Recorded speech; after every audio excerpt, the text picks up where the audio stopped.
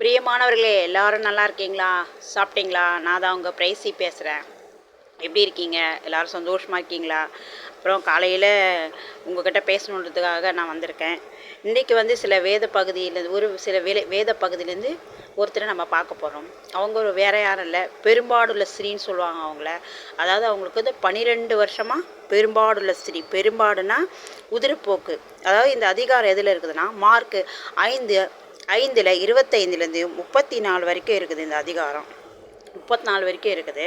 அப்போ அவங்க எப்படிப்பட்டவங்கன்னா, 12 வருஷமாக பெரும்பாடுள்ள ஸ்ரீ. அவங்க அநேக வைத்தியர்களால், அதாவது நிறைய டாக்டர்ஸை போய் பார்த்துருக்காங்க. ஆனால் எல்லாம் செலவாந்து தான் மிச்சம். எதுவுமே அவங்களுக்கு சரியாகவே ஆகலை. ஆனாலும் அவங்களுக்கு உதிரப்போக்கு நிற்கவே இல்லையா. அப்போது யோசிச்சு பாருங்களேன், உங்களுக்கு ஒரு 3-4 நாளே பெண்களுக்கு இவ்வளோ வலி, வேதனை, வயிறு வலிக்கும் எல்லாம் செய்யும். ஆனால் அவங்களுக்கு 12 வருஷமாக, 1 வருஷம் 2 வருஷம் இல்லை, 12 வருடமாய் அவர்கள் பெரும்பாடுள்ள ஸ்ரீயாய் காணப்பட்டாள்னு வேதத்தில் பார்க்குறோம். அப்போது பிரியமானவர்களே, எவ்வளோ ஒரு வேதனை பாருங்களேன். ஒரு பெண்ணுக்கு அவங்க எங்கேயும் வெளியும் போக முடியாது. அவங்க எந்த ஒரு ஃபங்க்ஷனுக்கோ, ஒரு நல்ல காரியத்துக்கோ, எதுக்குமே அவங்க எந்த சொந்தக்கார் வீட்டுக்கோ எங்கேயுமே அவங்களால போக முடியாத சூழ்நிலை. யோசிச்சு பாருங்களேன், எவ்வளோ கஷ்டமாக இருக்கும் அவங்களுக்கு. அப்போது அவங்க எவ்வளோ வேதனைக்குள்ளாக இருந்து வாழ்ந்து கொண்டு இருப்பாங்க. பிரியமானவர்களே, அவங்களோட வேதனை நீக்கிறதுக்கு ஒரே ஒருத்தர் மூலியம்தான் முடியும்னு அவங்க அதை உணர்ந்திருந்தாங்க. அவர் தான் நம்முடைய கர்த்தராக இயேசு கிறிஸ்து. அவரை பார்த்து எப்படியாச்சும் நான் சுகம் பெற்றணும்னு சொல்லிட்டு அவங்க ரொம்ப பிரயாசப்படுறாங்க. ஆனால் அநேகர் அவங்கள பார்க்க விடாமல் தடை பண்ணுறாங்க.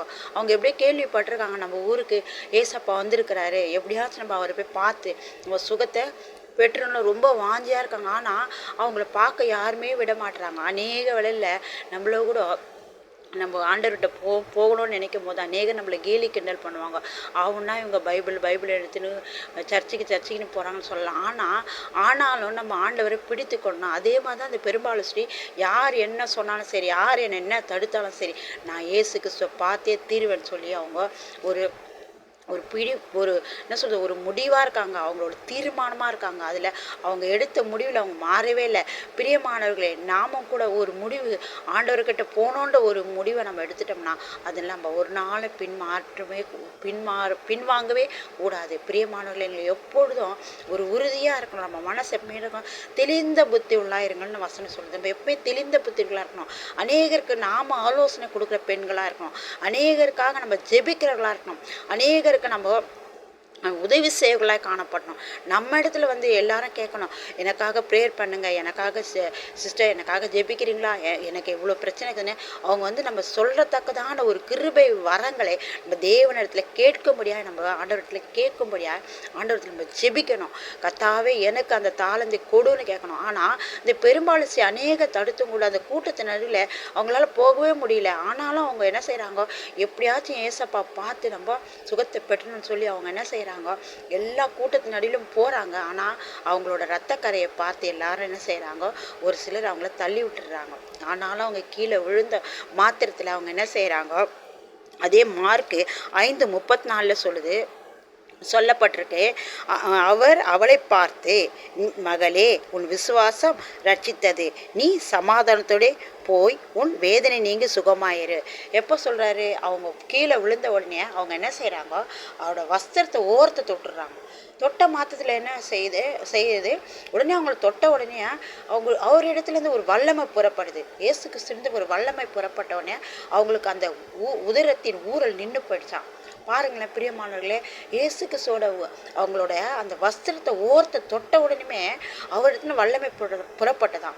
பிரியமான பெண்களே, நீங்கள் ஜெபிக்கும் போது உங்களிடத்துல இருந்து வல்லமை புறப்பட வேணும். அப்படி ஒரு ஜெபம் இருக்க வேணும். நம்ம இயேசு கிறிஸ்துவை நம்ம போய் கேட்கும் போது அவரிடத்திலிருந்து ஒரு வல்லமை புறப்பட்டு நம்ம இடத்துல வரத்தக்கதா ஒரு ஞானத்தை நம்ம ஆண்டவரத்துல கேட்கணும். பிரியமான பிள்ளைகளே, பிரியமானவர்களே, நீங்கள் ஆண்டவரத்தை கேளுங்க. ஆண்டவரே, உன்னிடத்துல இந்த வல்லமை புறப்பட்டு என்னிடத்துல காணப்படட்டும்னு கேளுங்க. அப்போ அவங்க என்ன செய்கிறாங்க, தொட்ட மாத்திரம் அந்த உதிரை போக்கு நின்ன உடனே அவங்க இயேசு கிறிஸ்துக்கிட்ட நன்றி சொல்லணும்னு பார்க்குறாங்க. ஆனால் அவங்களால பார்க்க விடாமல் தடுக்கிறதுனால, ஆனால் இயேசுக்கு திரும்பி கேட்குறாரு, எல்லா இடத்துல கேட்குறாரு, என்னை தொட்டது யாருன்னு கேட்குறாரு. ஆனால் அவங்க எல்லாம் சொல்கிறாங்க, இவ்வளோ கூட்டம் இருக்கு. அவங்க சீஷர்கள்லாம் சொல்கிறாங்க, இவ்வளோ கூட்டம் இருக்கும் போது எப்படி நீங்கள் தொட்டது யாருன்னு கேட்குறீங்க அப்படின்னா, இல்லை ஏசப்பா சொல்கிறார், இல்லை என்னை ஒருத்தவங்க தொட்டாங்க, அவங்க தொட்டது நிமித்தம் என்னோட வல்லமை புறப்பட்டு அவங்களுக்கு சுகம் கிடைத்தது அப்படின்னு சொன்ன மாத்திரத்திலே இந்த ஸ்ரீ ஓடி வந்து இயேசுவின் பாதத்தில் கண்ணீர் விட்டு அழுகுறாங்க. ஆண்டவரே, என்னோட வேதனை தாங்க முடியலப்பா, அதனால தான் நான் உன்னை தொட்டேன் ஆண்டவரே, நான் உங்களை தொட்டேன்ப்பா அப்படின்னு சொல்லி அவங்க வேதனையோடு கண்ணீர் விடும்போது அப்பொழுது ஆண்டவர் சொல்லுகிறார் 5:34, அவர் அவளை பார்த்து, மகளே, உன் விசுவாசம் உன்னை ரட்சித்தது, நீ சமாதானத்தோட போய் உன் வேதனை நீங்கி சுகமாயிரு. ஆமேன். என்ன சொல்றாரு?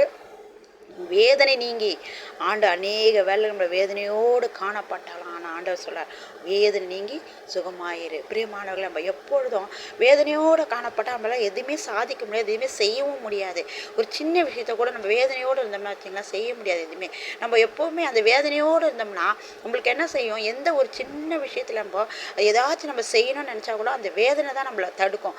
அப்போ என்ன செய்யணும், நம்ம உடனே ஆண்டவர் இடத்துல சமூகத்தில் முழங்கால் படி போட்டு, ஆண்டவரே நீர் சொன்னீரப்பா, உன் வேதனை நீங்க சுகமாயிருன்னு சொன்னீரப்பா, நீர் ஆண்டவரே வேதனையை எடுத்து போடுவீராக என்று நம்ம ஆண்டவர் சமூகத்தில் கேட்கும்போது தேவன் நம்மளுக்கு அந்த வேதனையை எடுத்து போட்டு நம்ம செய்ய வேண்டிய காரியங்களை தேவன் செய்வார். பெண்களாக இருக்கிற நீங்கள் பலனோடு இருக்கணும், தைரியமாக இருக்கணும்.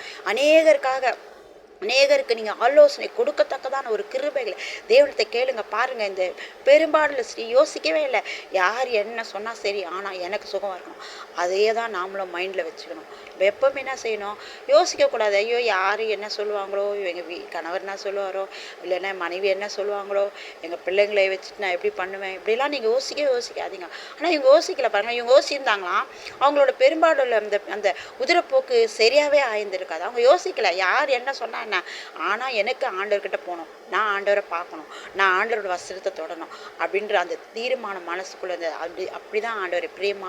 பிரியமானவர்களே, நீங்களும் இன்றைக்கு தீர்மானம் எடுங்கள். யார் என்ன சொன்னாலும் என்னோட முடிவில் நான் ஆண்டவரிடத்தில் உறுதியாக நிற்பேன். என்ன பிரச்சனை, போராட்டங்கள், கவலைகள், வேதனைகள், என்ன இடுக்கங்கள் வந்தாலும் நான் தேவனத்தை உறுதியாய் பிடித்து கொள்வேன். ஆண்டவரிடத்தில் கேளுங்க. அவரை உறுதியாய் பற்றி கொண்டிருக்க மனிதன் அதை சொல்கிறாரு, அவரை உறுதியாக பற்றி கொண்டிருக்கிறவனே அவர் எப்படி இருக்காராம், பூரண சமாதானத்தோடு காத்து கொள்கிறான். அவர் சொல்கிறார், பூரண சமாதானத்தோடு உங்களை காத்துக்கொள்ளத்தக்கதா நீங்கள் அவரிடத்துல கேளுங்க. ஏசப்பா, இந்த ஆண்டவரே, இந்த வார்த்தையின் மூலமாக எங்களோடு கூட நீ பேசுனேன், உமக்கு கூடான கொடி ஸ்தோத்திரமப்பா. நீர் ஆண்டவர் இந்த பெரும்பாடுல ஸ்ரீயை ஆண்டவரே உங்களோட வஸ்திரத்தை தொட்ட மாத்திரத்திலே சுகத்தை கொடுத்த தேவன். இந்த நாளிலும் ஆண்டவரே எங்களோட அப்பா, நீர் அப்பா, நாங்கள் கேட்கிற ஜெபத்தை உங்களோட வல்லமை புறப்பட்டு ஆண்டவரே எங்களுக்குள்ளாய் கடந்து வரட்டும் அப்பா. உங்களோட கரத்தில் எங்களை தாழ்த்தி ஒப்பு கொடுக்கிறோம். ஏசுவின் ஜெபிக்கிற நல்ல பிதாவே. ஆமேன், ஆமேன், ஆமேன்.